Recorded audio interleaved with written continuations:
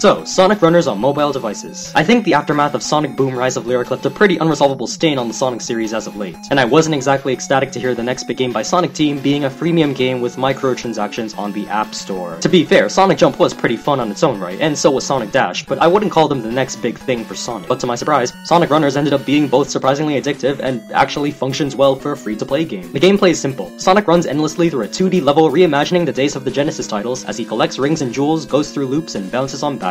Levels often have branching pathways to collect hidden goodies, and going down slopes actually lets you run faster, a nice nod to the momentum-based gameplay of the classics. You can choose between multiple characters like Sonic, Tails, and Knuckles, each with their own unique abilities that are also catered more to certain zones. For example, Sonic works best in the grassy world, while Tails' flight abilities work better in the sky world. This game also introduces companions, which gives you special boosts in abilities, and Wisp powers from Sonic Colors also return and serve as a method to change things up or rack up those points. In fact, this game is all about reaching high scores to progress through the story and climb the leaderboard, which attributes to the addictive arcade quality of most free-to-play games. Speaking of the story, it's divided into individual episodes with conversations that can be summed up as such. Oh no, we're born helpless defenseless animals! Sonic and company save the day and kick Eggman's ass. Rinse and repeat. Nothing special, but then again, I'm not too worried about a plot in a Sonic game because after all, if you have time to worry, then run!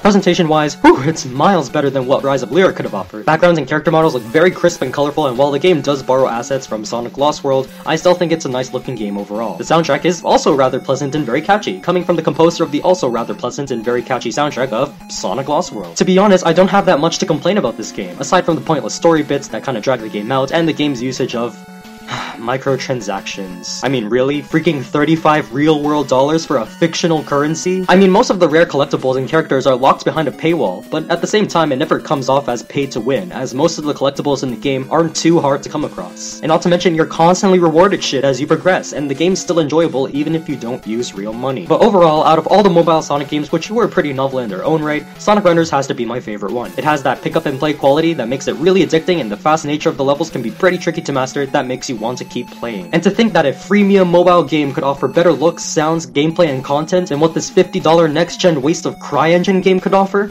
is a feat on its own. It's currently in beta, and hopefully new updates come to further enhance the experience, and while it isn't something I'll play religiously like Generations, it could be what's occupying my time on the bus or on the subway. So go ahead, Mr. Needlemouse, keep making good, solid mobile games, as long as it's anything but this.